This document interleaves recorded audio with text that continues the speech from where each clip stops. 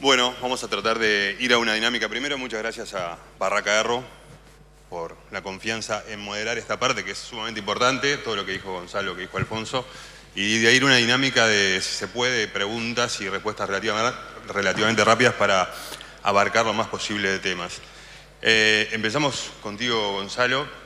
Vos decías, este no es el valor de equilibrio de la soja, puede valer con un acuerdo de Estados Unidos, China, 30 o 40 dólares más. ¿Cuál sería la estrategia? Hoy tenemos primas o premios sobre Chicago que reflejan esta caída justamente en Chicago por la guerra comercial. Si vos pensás que esto puede ser factible, esa mejora en el precio por una solución a nivel comercial, cerrar primas ahora y jugarte a la suba de precios, hacer un call pensando en eso. Siempre es difícil dar sugerencias porque me van a decir la soja, el que no transpirás sos vos, yo soy el que transpira, ¿no? Es fácil perder plata de otro, pero haciendo de cuenta que yo fuera agricultor, yo tal vez lo que haría sería, más que irme sobre primas, que es una decisión que el agricultor, tal vez por el gusto amargo de este año pasado, de haber vendido cosas que no tenía y terminar pagando eso con sangre, tal vez preferiría irme a hacer una estrategia sobre opciones de compra y comprar soja de Chicago a la espera de que el precio se recupere. La primera porque es un compromiso estrictamente financiero, no implica compromiso físico. Me parece que todavía tenemos que esperar un poquito para ver qué es lo que pasa en esta guerra comercial, porque de la misma manera que parece que se va a arreglar, cuando se deteriora las consecuencias son terribles. Entonces la prudencia indica de que si tuviera que estar del lado del agricultor, me compraría una opción de compra de soja y con eso esperaría que las cosas mejoren y no lo haría muy lejos en el tiempo. Siempre, esto es como ir al casino, ¿no? Cuando vas a especular, ¿qué es lo más seguro? Y a color. Si querés embocar a color, la probabilidad es 49,98% de embocarle. Si vas a un pleno, estás a 1 en 37. Bueno, esto es tratar de hacer una apuesta de bajo riesgo, 5, 6, 10 dólares, a la espera de que la soja suba, captar con ese papel esa suba y tirársela a la soja disponible. Digo, porque hoy lo que hizo Estados Unidos al decir tengo 12.000 millones de dólares para compensar a los productores, ¿cómo lo tomás? ¿Que puede cambiar? Esto se va a decidir los detalles sobre el día de trabajo en Estados Unidos, que es sobre septiembre.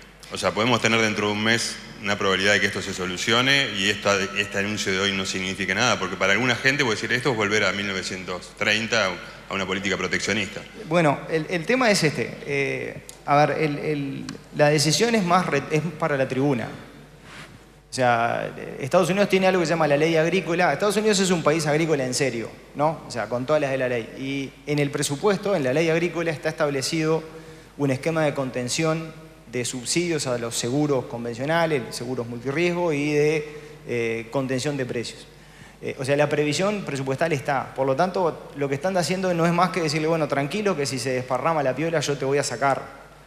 Cosa que el farmer ya daba por descontada. A nadie se le ocurre que el corazón del Midwest americano, que son todos votantes de Trump, Trump les va a soltar la mano por la pelea con China, ni se te ocurra. Entonces, a cualquier costo los va a sacar. ¿Cuánto cuesta? Y es un cambio para el presupuesto, no le cambia mucho. Para nosotros nos parece que es una noticia, no debería ser buena, en el sentido de que implica de que, bueno, yo te voy a cuidar y voy a hacer de que esto, bueno, que dure lo que dure, yo igual te voy a aguantar produciendo por arriba del costo de equilibrio de lo que sea. Entonces, no es una buena noticia. Es retórico, el mercado ya lo daba por descontado que esto iba a pasar. Bien, vamos al dólar, que es uno de los temas que... Tú decías, un nivel de equilibrio sería 10% más, estaríamos hablando de 34 pesos aproximadamente. El tema es, ¿en qué nivel suenan las alarmas en términos de pasaje de la suba del dólar a inflación o a efecto sobre el consumo? Tenemos que pensar, quizás lo más previsible a fin de año es 32 pesos y medio, que sería 5% y no 10%. A ver, ya las alarmas por inflación están sonando un poquito. En los últimos meses tuvimos un repunte de la inflación, una parte por el dólar, pero en realidad hay otra parte importante que es mala suerte, que es aumento de frutas y verduras por un shock de oferta. Entonces, justo se dieron las dos cosas al mismo tiempo, pero en cualquier caso, una corrección adicional. En la situación en la que estamos hoy, creo que es más preocupante el efecto potencial sobre el consumo y sobre la recaudación que el efecto que tenga sobre la inflación. pensemos que, dado todo lo demás igual y sin innovaciones, una depreciación adicional de 10% seguramente generaría un punto más de inflación durante un año. O sea que nos llevaría la inflación a 9, que no es un número cómodo, pero venimos de 11 hace un par de años, ¿no? O sea que básicamente el efecto más negativo a considerar sería sobre inflación y recaudación. Me preocupa más el efecto sobre consumo y recaudación porque estamos arañando el cero en términos de crecimiento. Y esto no quiere decir que yo sea irresponsable inflacionariamente, también me preocupa la inflación, pero seguramente en el balance de riesgos que hace el gobierno hoy es más preocupante la situación de la actividad que la situación de la inflación. Hay otro tema que es que a Uruguay le cuesta muchísimo seguir a Argentina y Brasil. Vos mostrabas en las gráficas lo que es la evolución del dólar en Argentina, en Brasil, en Uruguay. Uruguay ha seguido más la evolución del dólar a nivel internacional cuando sube en abril. El tema es... Afortunadamente. Exacto. Eso es relativo siempre. Pero tenemos en consideración que tenemos un segundo semestre en Brasil con la profundización de la carrera electoral. Argentina todavía con mucha vulnerabilidad por parte de Macri. ¿Qué margen tiene Uruguay de seguir Argentina y Brasil en un margen de si el dólar se dispara por efecto de incertidumbre eleccionaria en Brasil o por empeoramiento de las condiciones económicas en Argentina, si el dólar en el mundo no se dispara de la misma manera? ¿Vamos a quedar desenganchados nuevamente? Y bueno, por lo que decía hoy al final, yo creo que sí, que vamos a quedar medio desenganchados, porque en el fondo, más allá de la pregunta que me hacías antes, Ricardo, de cuál es el efecto que puede tener sobre la inflación y sobre el consumo, en el fondo, en realidad, creo que el gobierno no tiene demasiadas herramientas para llevar al dólar a 34. Imaginemos, supongamos, los economistas nos gusta suponer, supongamos que el valor es ese de 34, el equilibrio, y que el gobierno quiere llegar al 34, hoy no podría. Comprando dólares solo contra el mundo, o sea, con un mundo planchado como está hoy, con Argentina planchada y con Brasil hoy planchado, a golpe de compras no lo vas a llevar a 34, sobre todo con la situación fiscal que tenemos. Si nosotros tuviéramos superávit fiscal y esos ahorros fiscales los usáramos para acumular reservas vía compra de dólares, es otra cuestión, pero en el balance general que tenemos hoy no hay herramientas para llevar el dólar a 34 a contrapelo del mundo, ¿no? Si la región desplazara, es otra historia, capaz que ahí sí la presión adicional nos haría correr, pero igualmente no vamos a correr a la misma velocidad que Argentina y Brasil. Creo que tampoco sería sano en el fondo. Más allá de que tenemos conexiones con ellos, tenemos fundamentos distintos. No tenemos ni el problema institucional político de Brasil, ni la fragilidad macroeconómica de Argentina. O sea que tampoco es razonable que vayamos pegados atrás de ellos, ni en un ciclo ni en el otro. Sí, hay que tener en cuenta que con Argentina se lo come un poco la inflación, pero en Brasil han logrado subir el dólar con una inflación baja, lo cual en términos de competitividad con Uruguay, obviamente que ha ganado competitividad, ¿no? Sí, eso es parte de la historia, ¿no? Esa es la historia del 99. En el 99, cuando Brasil devalúa, las primeras reacciones en Uruguay fueron: déjalo tranquilo que se los come la inflación. No pasó. No. O sea, la historia de Brasil es así. Brasil es mucho menos dolarizado, lo explicaba Gonzalo recién, y eso es parte de la historia. El pass-through es mucho menor y ellos tienen mucho más libertad en general para mover el dólar sin tanto efecto macro como nosotros, ¿no? Sin tener efecto sobre la inflación ni sobre el consumo. Está bien. Vos, Gonzalo, hablabas del cisne negro de Donald Trump. A ver, decirle a la gente, poner un cisne gris positivo. No te pido en blanco, en gris. Bueno. Es 20 millones menos de toneladas en Brasil. Sí, igual es difícil, ¿no? O sea, estando tan lejos en el tiempo es difícil imaginarse, o sea, desaparecer 20 millones de toneladas, necesitas algo bíblico, ¿no? O sea, yo sé que voy a misa, pero no me da para tanto, o sea. El tema es que uno puede pedir, digamos, Brasil al ser tan grande y sobre todo las zonas donde más crece, en el nordeste de Brasil, digamos, que son las zonas más frágiles en términos de productividad, y uno puede aspirar a que el mercado cumpla un problema, se asuste, pero hay que construir la historia, que hoy por ahora no está, ese es el problema. Entonces, hoy en día el mercado está enfocado en otras cosas y no le está dando mucha bolilla a eso. Conforme vayamos avanzando en la temporada, por ahí tenemos alguna chance de que cualquier problema climático que nos ayude a construir lo que en la jerga llamamos un premio de riesgo sobre el clima, en el caso de la soja. Pero de momento y en lo que los próximos 15, 20 días, un mes, y por ahora no se ve nada de eso. Lamentablemente no se ve, pero digo, lo positivo es que los precios de la soja, a pesar de que los números son los que yo mostraba, el mercado ya asumió que, bueno, esa es la producción. O sea, mucho peor que esto no vas a estar. O sea, salvo que haya una catástrofe que por ahora no estamos viendo, El equilibrio está por acá y el camino de la recuperación va a ser lento, despacito, paso a paso, a golpe de tuit, pero ojalá que eso se resuelva. Bueno, volviendo a los fundamentos, tendríamos que alcanzar un equilibrio un poquito más arriba de este valor. Los precios han arbitrado con la baja en Chicago, subiendo los premios aquí en la región. El tema es, ya se llegó a quizá un tope en ese nivel, ¿no? O sea, hoy quizás la soja brasileña sale lo mismo que la estadounidense con 25%. El tema es, tenemos que esperar que eso sea ahora... Porque si Estados Unidos aplica aranceles sobre 200.000 millones de importaciones de China o 500.000 millones, ¿cuál es la respuesta de China? Hay que separar los efectos. El problema de la soja ya está. O sea, ya la soja le dijeron, te vamos a poner un arancel y el arancel es este. No hay otra medida que vaya a afectar el precio de la soja. O sea, el problema de la soja ya está resuelto.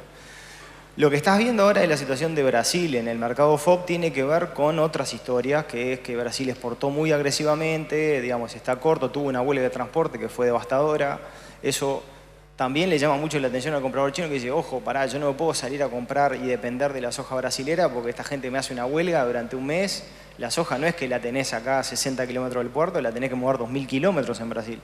Y si te vuelve a pasar eso con los problemas de logística que tiene Brasil, que no son los nuestros, es mucho más difícil de resolver. Entonces, ojo que el precio de la soja FOB brasilera tiene que ver un poco con esa realidad, esa dinámica que es puntual, pero que no se espera que dure en el mediano plazo. En el caso de la evolución, mostrabas la soja desalineándose con el petróleo cuando había estado bien alineado. Ahora, también tenemos, por ejemplo, hoy una soja quizás con precios debilitados y fertilizantes, si yo me paro hoy, están más caros que un año atrás, 10, 15%. Ahí también hay una desalineación en lo que es desalinea, en lo que es fertilizantes, otros agroquímicos. Ahí tiene que ver China y los temas ambientales. ¿Cómo lo ves eso? Yo tiendo a pensar de que el desacople es por el momento en el cual sacamos la foto. No tanto, digamos, básicamente los commodities tienen una relación estrecha, larga con el petróleo crudo porque son cosas que hay que mover de un lado al otro, lo mismo que los fertilizantes, hay un componente fuerte de costo que tiene que ver con el flete. Pero el tema es el momento en el cual sacamos la foto que está desacoplado. Entonces ahí, digamos, uno tendería a pensar que cuando esto vuelva a la normalidad las cosas tendrían que ser, si el petróleo sigue subiendo, todas las materias primas tendrían que empezar a acompañar, fertilizantes, granos.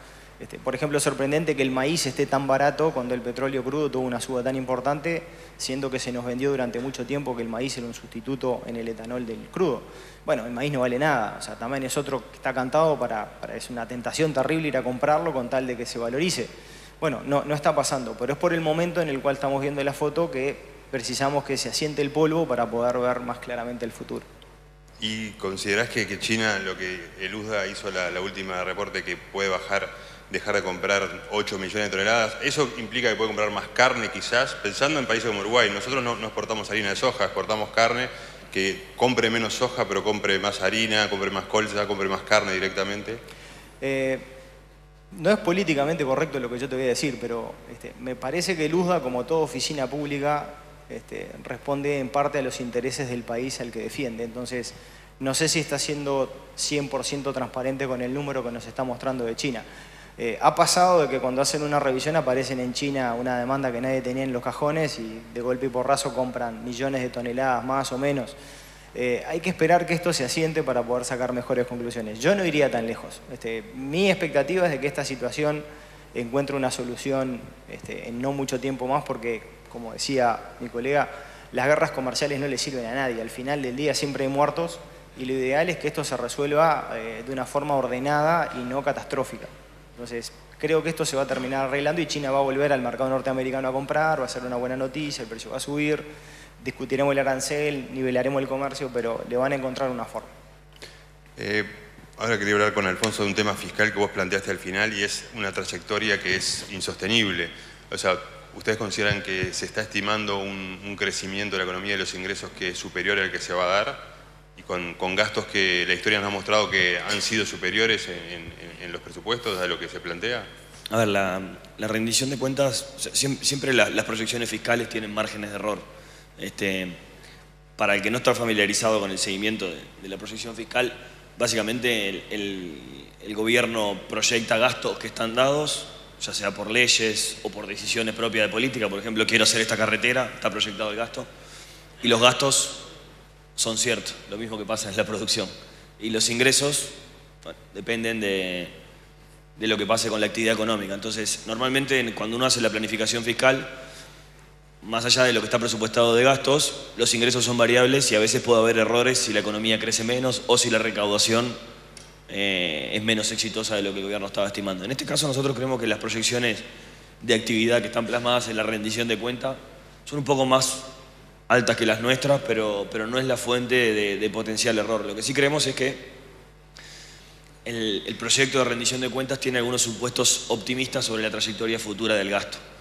Por ejemplo, particularmente en todo lo que es el rubro de pasividades, en el rubro de transferencias sociales y en el rubro de remuneraciones.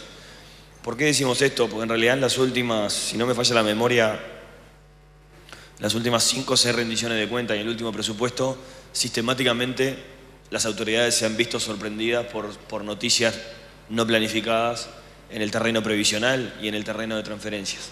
Básicamente con algunas sorpresas de decisiones adoptadas en el marco del BPS, que tiene cierta autonomía respecto al Ministerio de Economía, y también por parámetros que tienen que ver con el régimen previsional, pero ha sido sistemático la subestimación de los gastos en materia previsional y en materia de transferencias. Esto no quiere decir que haya habido mala fe, quiere decir que han pasado cosas seguramente que no estaban dentro de los planes, pero bueno, está claro para todos que la caja militar se ha vuelto un problema que no estaba bien planificado, que no estaba bien dimensionado antes. En muchos casos también decisiones de inclusión de colectivos en el FONASA ha generado aumento de gastos no esperados. Cambios en el seguro por enfermedad también dispararon las prestaciones de seguro por enfermedad que hace el BPS, y esto ha sido sistemático. No pasó el año pasado, no pasó el anterior, pasó en los últimos 10 años prácticamente. Entonces esta rendición de cuentas vuelve a ser optimista hacia adelante en el sentido que proyecta que esta vez sí es diferente y esta vez las pasividades dejan de crecer y esta vez los gastos en transferencias sociales dejan de crecer y los gastos en sueldos del sector público caen como porcentaje del producto. Ahí nosotros creemos que hay un conjunto de supuestos optimistas que no recogen la experiencia de los últimos 5 o 6 años fiscales. Entonces, claro, cuando uno recorta una décima por acá y otra décima por allá, la proyección fiscal lo que da es que el déficit fiscal baja casi un punto del producto al año 2020. Ahora, si uno asume simplemente algo más parecido a lo que ha venido ocurriendo, es más razonable pensar que el déficit fiscal en realidad va a quedar en torno al 3,5% en el 2019 y también en el 2020. O sea, van a ser, si eso pasa en el 2020, van a ser 7 años seguidos de déficit en 3,5%, ¿no? Y dada la estructura, en algunos casos muy inelástica del gasto, pasividades, gasto de funcionamiento, de empleados, ¿hay alternativas para tocar los gastos o para afectar los gastos y no los ingresos, esto es impuestos? A ver, fácil no es porque si no ya estaría hecho, ¿no? Pero nosotros creemos que sí hay alternativas. A veces se sobreestima la rigidez. A ver, tampoco somos, no quiero ser en esto ser ingenuo y decir, no, es una papa recortar el gasto público. No, no es una papa. Y mucho menos en el área, por ejemplo, previsional. Por algo, el ministro Astori ha dicho, sin titubear demasiado, que el próximo gobierno, sin importar quién gane, va a tener que hacer una reforma previsional. O sea, cambiar los gastos previsionales no se hacen en forma discrecional. Hay que cambiar una ley o en el límite hay que cambiar la Constitución. O sea que de papa no tiene nada. O sea, ese tipo de partidas, las previsionales, son difíciles. Todas las partidas que están asociadas a transferencias sociales tal vez son menos rígidas legalmente que el sistema previsional, pero políticamente tienen mucha rigidez. Más allá de eso, hay una cosa que no mucha gente recuerda, pero que pasó en esta administración cuando nosotros en la segunda mitad del gobierno de Mujica empezamos a estar preocupados por la trayectoria fiscal y empezamos a advertir que seguramente el gobierno no iba a tener que hacer un ajuste fiscal y lamentablemente nos equivocamos en el dólar, nos equivocamos en la inflación, pero lamentablemente en eso no nos equivocamos. Y el gobierno cuando arrancó, más allá de que la política fiscal ha sido criticada por los ajustes y un montón de cosas, en el presupuesto en el primer año se tomaron 2 medidas que de repente no fueron del todo reconocidas, pero que implicaban un esfuerzo fiscal. Una fue un recorte dramático, diría yo, de las inversiones del sector público. En muchos casos veníamos de hacer inversiones en sectores o en actividades cuya rentabilidad era al menos dudosa. Decisiones que hoy ANCAP está revirtiendo, ¿no? Para tenerlo claro, en el 2014, al final del periodo de Mujica, Uruguay, la inversión pública era 4 puntos del producto y después que asume el gobierno de Vázquez, baja los gastos de inversión a 2 puntos del producto. O sea que se hizo un ajuste fiscal de 2 puntos del producto del lado de las inversiones. Normalmente, si fueran inversiones de buena calidad, uno diría, bueno, esto es un ajuste malo porque estoy afectando, por ejemplo, si el ajuste de inversiones viene por el lado de las carreteras, te diría, no me cortes las carreteras, cortame otra cosa. Pero en ese caso eran inversiones que estaban cuestionadas. Lo otro que se hizo, la línea base del presupuesto, el primer año del presupuesto, el gobierno instruyó a todas las unidades ejecutoras que agarren su presupuesto del 2014, agarren los gastos de funcionamiento, le corten el 20% y esa sea su base inicial de presupuestación. No hubo un ahorro dramático, pero en realidad en muchas unidades ejecutoras, salvo en algunas críticas, los gastos de funcionamiento, que son el 15% del presupuesto, pero el 15% del presupuesto es algo, tuvieron un ajuste de 20%. ¿No? O sea, hay cosas de estas que son posibles. Obviamente es mucho más fácil decir que no se puede o que hay rigideces, pero en realidad hay muchos rincones donde hay espacios para recortar algunas de estas cosas y seguramente también hay muchas cosas por hacer en materia de eficiencia del gasto. O sea, en este escenario que estamos hoy, el próximo gobierno, sea quien sea y sea quien gane las elecciones, va a querer hacer algo. Nadie gana unas elecciones para sentarse y no hacer nada con la política fiscal. Seguramente una de las dimensiones donde va a haber que trabajar mucho es en la calidad y en la composición del gasto, porque plata no va a sobrar para hacer políticas, con lo cual va a haber que apretar mucho la eficiencia de los recursos y ser imaginativo para realocar recursos desde lugares donde no hay mucha eficiencia, no hay mucho resultado y tratar de que esos mismos recursos rindan mejor en otros lados, porque espacio no va a haber.